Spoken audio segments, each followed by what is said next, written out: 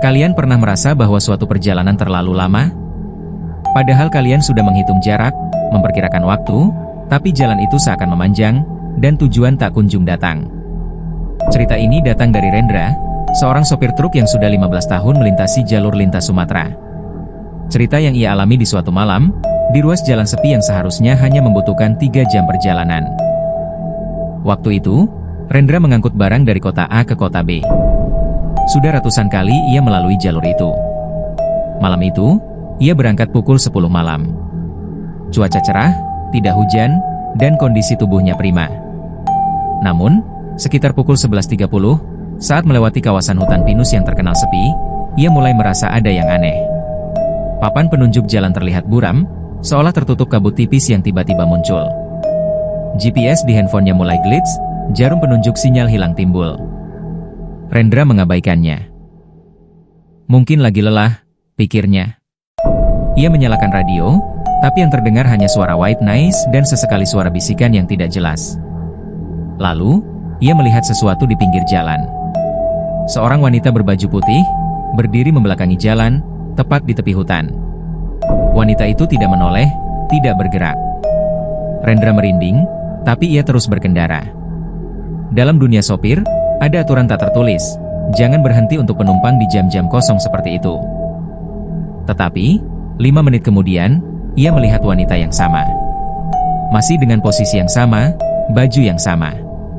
Padahal, ia sudah memacu truknya dengan kencang. Mustahil ada orang yang bisa berpindah secepat itu di jalan sepi. Rendra mulai panik. Ia memeriksa jam, pukul 12.15. Menurut perhitungannya, 30 menit lagi ia akan sampai di pertengahan perjalanan, di sebuah warung kopi yang selalu ia singgahi. Tapi malam itu, warung itu seakan hilang. Yang lebih menakutkan, jalan yang ia lalui mulai terasa asing. Pepohonan terlihat lebih rapat, lebih gelap. Tidak ada lagi mobil yang berlawanan arah. Bahkan suara jangkrik dan kodok pun menghilang. Hanya ada suara mesin truknya, dan napasnya sendiri. Lalu, lampu depannya menangkap bayangan lagi. Kali ini, bukan seorang, tetapi 3 orang. Berdiri berjejer di pinggir jalan, semua membelakangi. Rendra menekan klakson panjang. Tidak ada yang bergerak. Saat ia hampir melewati mereka, tiba-tiba, "Jalan apa yang kau lewati?" Suara kasar itu meledak dari radio coba truknya, membuat Rendra hampir kehilangan kendali. Suara itu bukan suara kenalannya. Suaranya parau, seperti tercekik. Rendra membalas, suaranya gemetar. "Siapa ini?" "Ini Rendra, di jalur hutan pinus menuju kota B."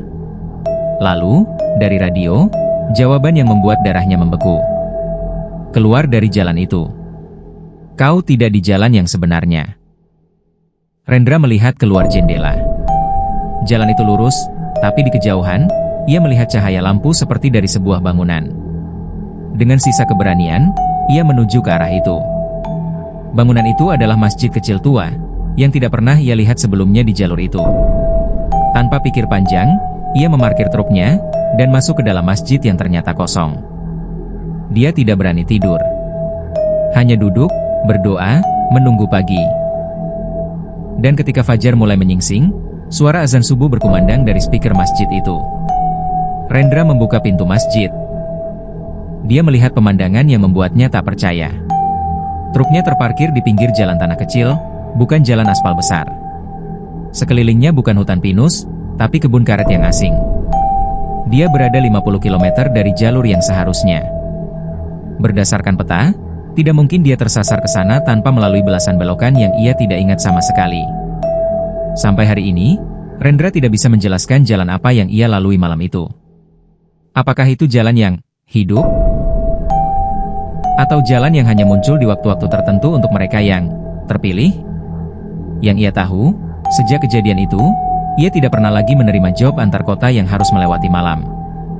Dan setiap kali ada juniornya yang bercerita tentang perjalanan yang terasa lebih lama dari seharusnya, ia hanya menghela napas dan berkata, "Hati-hati di jalan."